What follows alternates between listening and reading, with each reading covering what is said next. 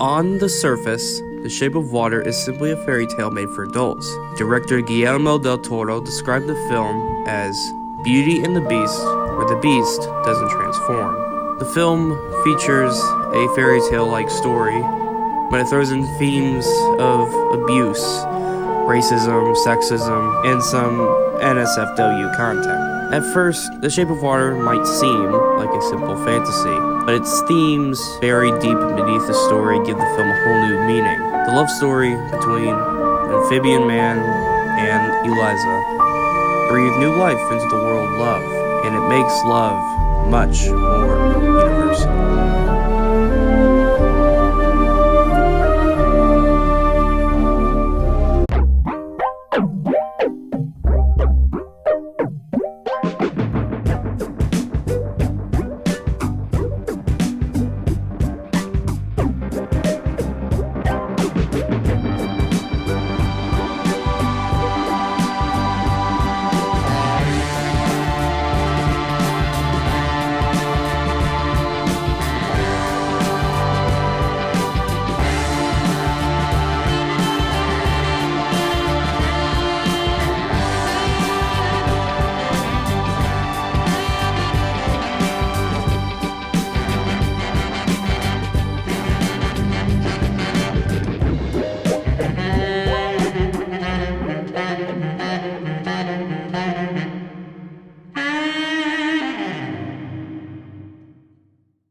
At first glance, the lovers in The Shape of Water are very different. Quite obviously, they are two different species. Eliza is a human being, and the creature is some sort of amphibian god, man.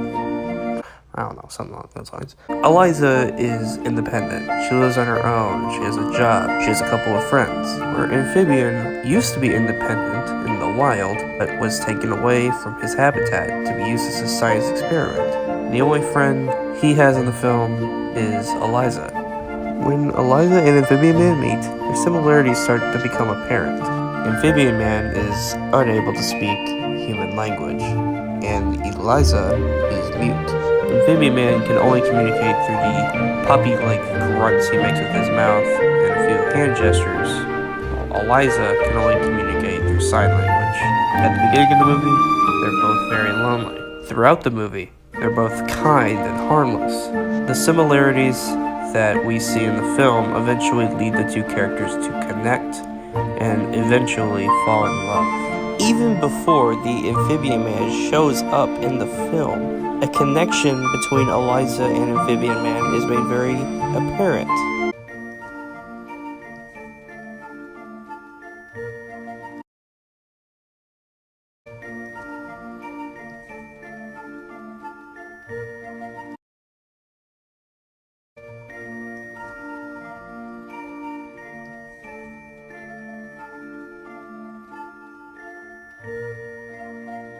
We see that Eliza has scars on her neck, likely what makes her mute. In our minds, we connect those scars to gills, which the Amphibian Man quite obviously has.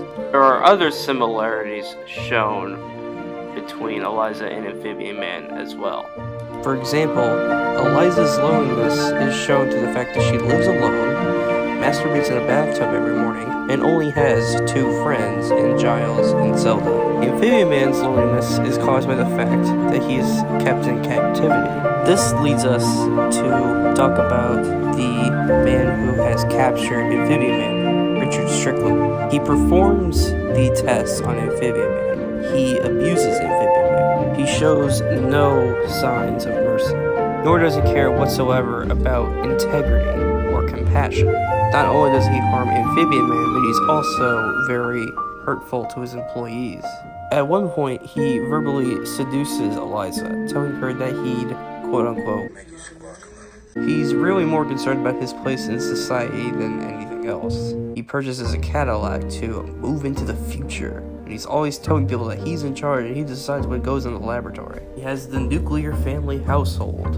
He wants his family to be the typical American family. He wants to look like the model American. I dream of Republican town, where men to the right of the aisle don't back down. The streets are aglow with the smell of apple pies, and babies come out of the womb in coats and ties. He conforms to regular society because he knows that that's what he has to do in order to maintain his status, which is the reason that he gets enraged when the amphibian man escapes. In other words, he lacks the love that Eliza and amphibian man have, therefore he despises society and he abuses them. It's the classic story, fairy tale, whatever you want to call it, of love versus hate.